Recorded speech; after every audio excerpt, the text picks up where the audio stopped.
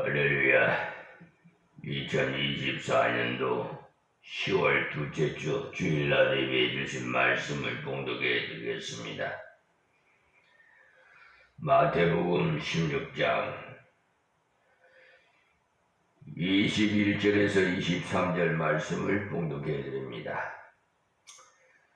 이때로부터 예수 그리스도께서 자기가 예루살렘에 올라가 장로들과 대제사장들과 서기관들에게 많은 고난을 받고 죽임을 당하고 제3일에 살아나야 할 것을 제자들에게 비로소 가르치시니, 베드로가 예수를 붙들고 간하여 가로되, 주여 그리 마옵소서.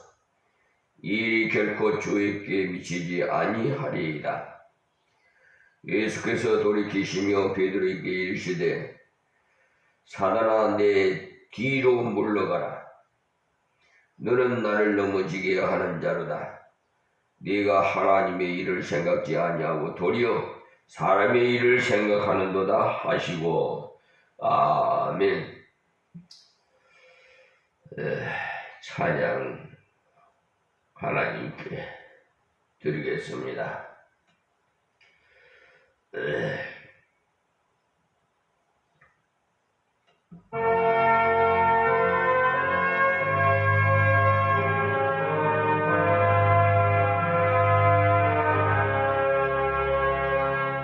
이 세상 내가 살 동안에 주께로 날마다 더 가까이 저 배는 천국 나 들어가 보할 없는 복락을 다 얻도록 풍성하는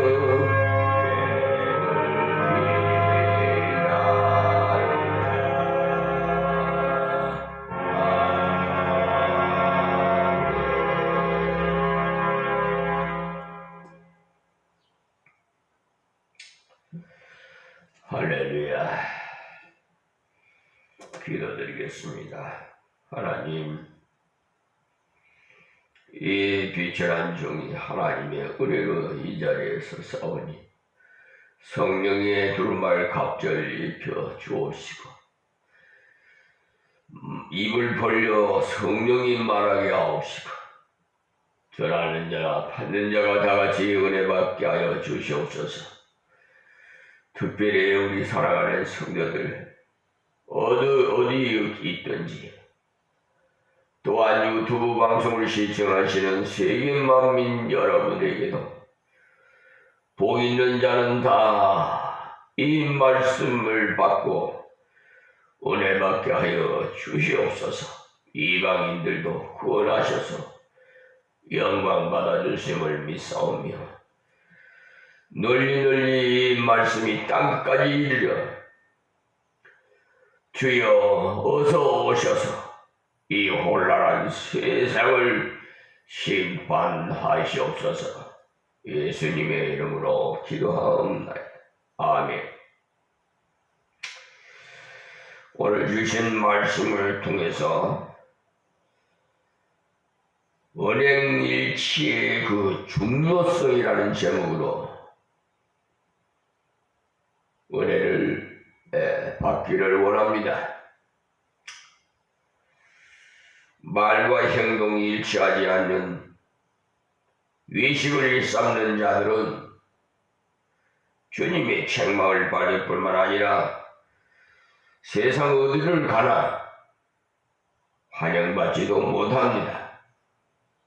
특히 진리를 믿는 그리스도인이라면 더더욱이 그 말과 행동이 일치하는 삶을 살아야 하나님께 영광이 되고 이방인께도 칭송을 받을 수 있습니다.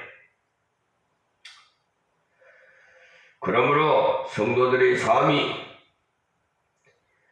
언행일치의 상이 될 수 있도록 가르치는 신앙교육은 성도를 모두에게 있어서 절대 필요한 말씀이 되겠습니다, 여러분. 그럼 첫째, 말과 행동의 중요성을 먼저 말씀을 드리겠습니다. 말의 중요성은 먼저요, 입에 들어가는 것이 사람을 더럽게 하는 것이 아니라 입에서 나오는 그것이 사람을 더럽게 하는 것이라고 마태복음 15장 17절에 말씀하셨습니다. 우리가 남을 비방하는 말을 할 때에는 우리도 다른 사람에게 같은 비방을 받게 됩니다. 그러나 우리가 선한 말을 함으로써 유익을 도모한다면 모든 이에게 또한 칭찬을 받게 될 것입니다. 그러므로 성도들은 마땅히 선한 말로 자신의 입을 경건케 해서 이웃에게도 유익을 줄 수 있는 저와 여러분이 되시기를 간절히 바랍니다. 그러면 두 번째로 행동의 중요성에 대해서 말씀을 드리겠는데요. 그리스도인들의 행위에 있어서는 기본적으로 요구되어지는 것은 선한 의도와 가치가 부여된 결과라고 말씀드리고 싶습니다. 다시 말씀드려 하나님의 선한 목적에 부합될 때 정당한 것이 되고 또한 행동의 결과가 하나님의 목적을 성취한 것일 때 가치가 있는 것입니다. 이처럼 그리스도인들의 행동은 하나님의 영광과 직결된 것으로 매우 조심성 있는 행동을 취해야 합니다. 여러분이 누가 안 본다고 해가지고 그냥 함부로 구속이 나와서 세상적으로 살 때 같이 그런 행동은 삼가해야 합니다. 그러면 이 언행일고 일치의 중요성을 말씀을 드리겠는데요. 그리스도인들은 세상에 대해서 빛과 소금의 역할을 감당해야 돼요. 그런 의무가 있는데 마태복음 5장 14절 15절 말씀을 보십시오. 하나님의 말씀은요, 명령이에요. 명령. 해도 되고 안 해도 되는 것이 아니에요. 하나님의 말씀에 복종해야 된단 말이에요. 근데 여러분, 하나님의 백성이 빛과 소금의 역할을 감당하십니까? 이 비천한 종은 10수년 전부터 본격적으로 사회 전반에 걸쳐서 하나님의 명을 받고 불의와의 전쟁을 빛과 소금의 역할을 감당하기 위해서 정말 그 길은 험난해야 합니다. 적을 알아야 전쟁에서 이길 수 있듯이 우리 하나님 백성이 특히 목사는 그 목사로서의 그 교육을 받고 선지동산에서 그리고 사이에서 저 같은 경우는 정령학을 공부했는데 법, 법전을 몰라요. 법에 대해서. 그 법을 모르면은 그냥 사법부에서 판결한 거 그대로 그냥 명령한 그대로 따를 수밖에 없어요. 그런데 하나님께서 영안의 눈을 열려주시지 새벽 1시에 깨워서 법전을 구입하게 하시고 하나님의 지혜로 공부를 시켰어요. 도각으로 14년 동안. 그러니까 수천 수만 가지의 그 법조항과 규칙과 시행 규칙 참 복잡하고 많습니다. 산정하는 거 근데 하나하나 그걸 다 머릿속에다 열 수가 없어요. 여러분 컴퓨터가 그 기가에 오버되면 마비가 되듯이요. 우리의 뇌가 수천 개가 죽고 수천 개가 살아나는데 나이가 들수록 살아나는 그 뇌의 수가 적어지니까 기억력이 좀 나이가 들면은 잃어버릴 때가 있어요. 근데 하나님께서 그때 요소에 필요한 그 법에 대한 그것을 지혜를 주셔서 친히 모든 행령, 소장, 고소장, 고발장 할 것 없이 내용 증명이고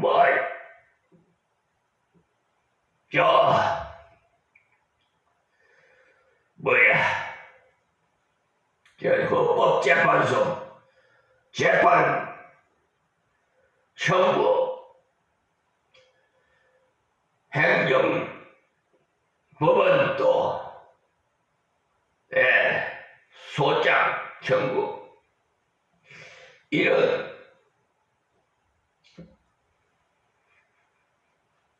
모든 것을 서면 준비 서면 답변 이런 거 다 가르쳐 주세요. 그래서 서울에서도 와가지고 등천동에서도 와서 써주래. 그저 받았으니 그저 써줍니다. 지금도 어느 장로님 그 내용 증명도 써서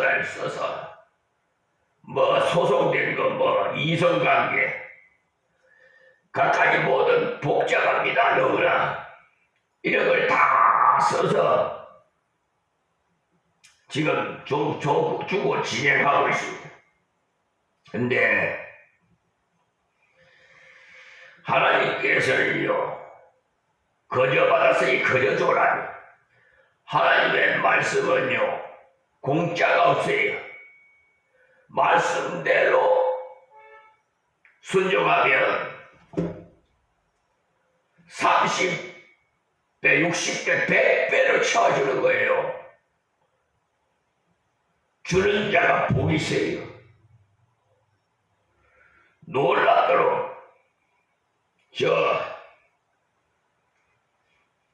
등천동에서 80세 되시는 집사님은요 국회회관에서 세미나 할 때 만났는데요 목사님이 가위가 확 들어오더라고요. 이 목사님 따라가야 돼. 그래서 등촌동에서 여기까지 오셔서 빗자루 들고 청소를 하고 미리 와가지고 그러다가 소천하셨습니다만 소장을 써줬더니 변호사가 써주는 것보다 훨씬 낫다고 그냥 마음에 기뻐서 급족해가지고 그게 내가 쓴 게 아니에요. 하나님이 쓰신 거지. 하나님이 나를 도구로 삼아갖고 쓴 거지.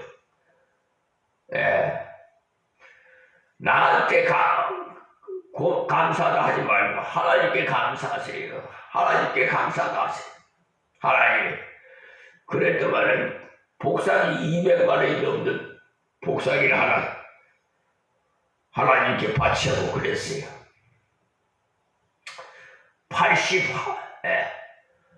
80그 잔치도 교회에서 하게 하셨어요.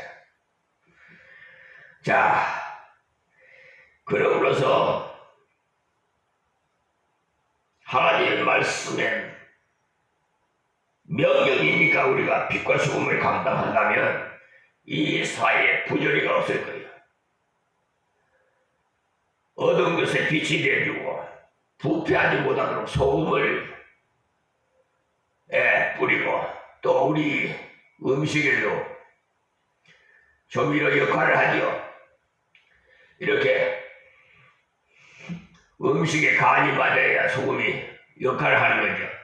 그 같이 넣지라고 그냥 하면 짓밟혀서 아무 소용이 없어요.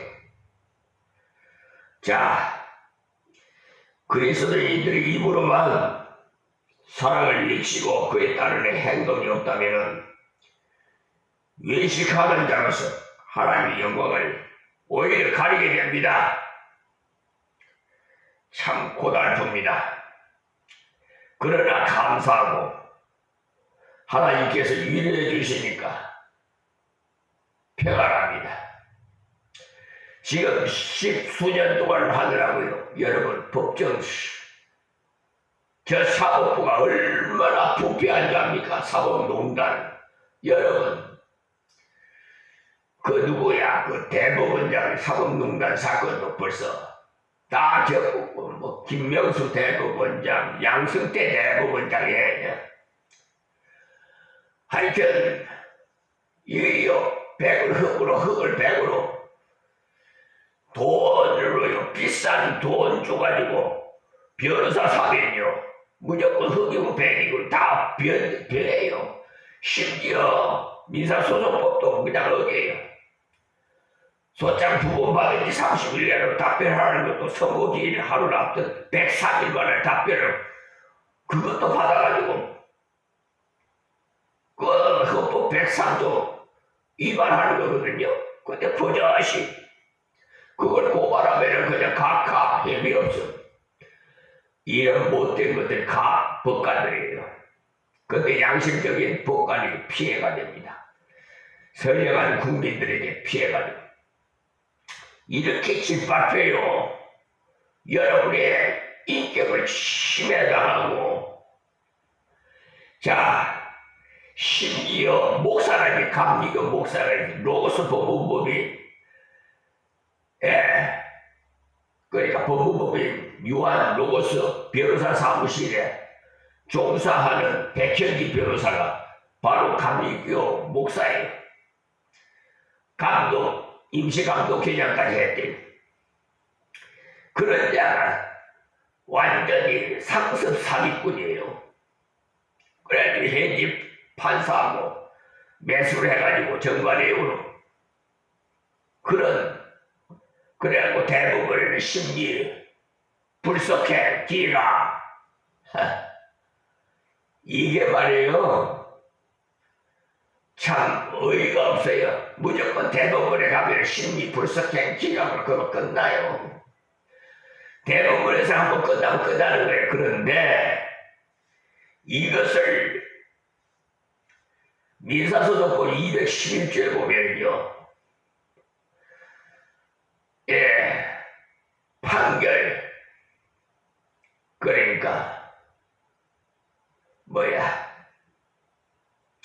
경정신고를 할 수가 있어요. 그걸 모르면 아무것도 모릅니다. 그래서 지금 카경 대법원 카경 8, 카경 9 지금 그렇게 돼 있어요. 근데 저것들이 제대로 빨리 옳은 판결을 해야 되는데 안 하고 있어요. 왜 그런지 압니까? 그걸 판결하면 거기에 가담됐던 모든 법관들이 다 옷 벗고 나가든지 그 책임을 물어야 돼. 헌법 29조에 보면요, 책임을 책임을 맺지 못하는 그가 책임을 져야 되기 때문에 결국은 옷 벗고 나야 돼. 또 법관 징계법이라고 또 있어요. 그래서 대법관 서기관이 김선수, 노태하, 오경미, 또 판사 그 사건이 두 사건인데 하여튼 12명을 법관 징계위원회 대법원 행정처에 신청해놨어요. 징계가요 받으면 자기들 직무에서 배제되고 월급도 못 받고 결국은 옷 벗고 나가야 돼요. 그런데 또 그것도 자기 집안 감싸기 식으로 뭐 할 수 있겠죠. 이것이 현사에 이것을 싸우느라고 얼마나 지금 경비가 사실 임마누엘 교회에 입당 보건예배 드린 교회입니다. 그때 사명을 감당하려다 보니까 인지대, 송달료, 뭐 경비가 꽤 들어가요. 이게 누적이 돼가지고 은행에 대출을 1억을 받았는데 올 12월 25일까지 웅자 상환을 하라는 거예요. 그래서 그래서 대답을 했어요. 주신 분도 여호와시요 거둬가신 분도 여호와시니까 뭐 하나님께서 알아서 하시겠죠. 뭐 이 교회 세울 때 교회 재정 1,000만원 갖고 세웠어요. 기적의 하나님. 여러분 그러니까 저는 하나님 앞에 그냥 모든 것을 맡겨버립니다. 그렇지만은 해결한 하나님 영광 가릴까봐 물질 때문에 하나님 영광 가릴까봐 새벽마다 기도합니다. 이 유튜브 방송을 시청하시는 분 중에서 혹시나 성령의 감동을 받으셨으면 하나님 앞에 임마누엘 교회에 연락을 주셔서 1억의 웅자를 헌금을 해 주시기를 바랍니다. 하나님은 30배, 60배, 100배로 채워줄 걸 믿습니다. 저 간증거리가 너무 많아서 시간이 부족해서 말씀을 못 드리는데 실질적으로 이방인들이 저 불교를 믿는 저 인천법원 컨설팅에 아주 베테랑 컨설팅 하시는 분인데 목사님의 기도는 안 되는 게 없다는 거예요. 수수료를 그때 500만원 정도 되더라고요. 드리려고 하니까 목사님 안 받겠습니다. 대신 기도해 주세요. 그랬더니 기도해 줬더니 한 달 만에 1억을 받게 해주셨어요. 하나님의 공짜가 없어요. 500만원 받을 걸 1억을 받게 해주셨다니까. 그걸 실질적으로 지금도 증거를 내가 떼드릴 수 있습니다. 자, 하나님의 말씀이 1.2력도 안 이루어질 말씀이 없어요. 그렇기 때문에 이루어지지 않으면 하나님 예수님 사기꾼이게요. 그대로 다 이루어져요. 한 말씀도 안 이루어질 말씀이 없어요. 그리고 은행일체의 그 내용에 대해서 이제 말씀을 드리겠는데요. 성도의 은행일체에 있어서 무엇보다 중요한 것은요, 믿음에 따르는 선한 행실이라고 할 수가 있어요. 믿음이 있노라 하면서 선한 행실 안 보이면 안 돼. 그거는 외식하는 자들 오히려 토해버립니다. 하나님의 불법을 행하는데 난 너 모른다. 마태복음 7장 21절 이하의 말씀 보세요. 그러니까 하늘나라의 영광을 바라보면서 다시 오실 예수 그리스도를 믿는 성도들이 영적인 것을 사모하기보다 세상적인 것에 더 관심을 갖는다면 그것은 올바른 신앙행위라고 할 수가 없습니다. 올바른 신앙을 소유한 성도라면 그에 맞게 말씀 묵상하는 시간과 기도와 찬양 드리는 시간을 즐겨가지면서 세상에 오실 그리스도에 대한 증거하는 복음적인 삶을 살아야 해요. 하나님께서 이 비천한 중에 IT 분야도 모르는데 직접 하나님께서 유튜브 방송을 개설하게 하시고 날마다 제작해서 올리게 하셨어요. 땅 끝까지. 그러니까 임마누엘 교회에 이 교구는 세계가 교구입니다. 할렐루야.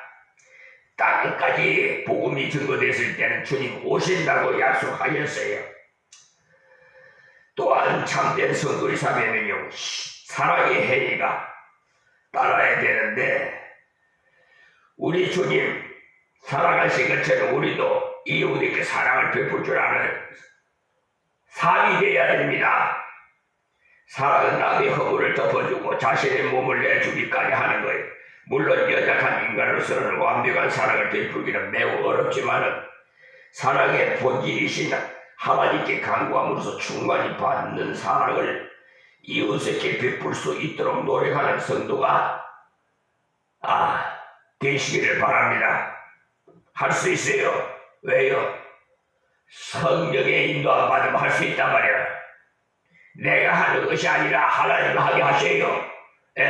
내가 하는 거 없어도 누릴 거 없어도 하나님께서 다 미리 사람을 통해서 역사해요. 주는 자에게 더 복이 있어요. 어느 목사님이 후계자로 세우려고 그랬더니 너무 욕심이 많더라고. 두 교회를 제가 심호하고 있는데 지금 현재도 이걸 세상적인 방식으로 거래를 하려고 그러는 거예요. 그래서 진리를 파고 살고 하는 건 하나님 절대 말해. 아브라함에게 뭐라고 그랬어요? 백성의 아들을 모리아산에 번제물로 드리라. 그럴 때 부인을 하고 상의하고 갔어요? 안 했어요. 몸종은 장작을 준비해 지우고 한 3일 가는 길 이삭을 데려갔어요.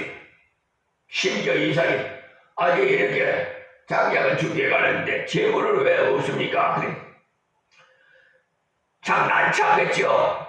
아브라함 대답이 하나님께서 다 준비했을 있을 것이다. 모리아산에 가서 장작을 넣고 아들 이삭을 묶어서 위에서 칼을 들어서 치려니까 아브라함아 그 손을 멈춰. 내가 네 믿음을 네가 나를 사랑하는 것을 내가 알았다. 이제 인정한다. 너 번제 드릴 건 저 나무에 걸려있는 저 양을 제물로 드리라. 여호와 이래요. 예. 그래.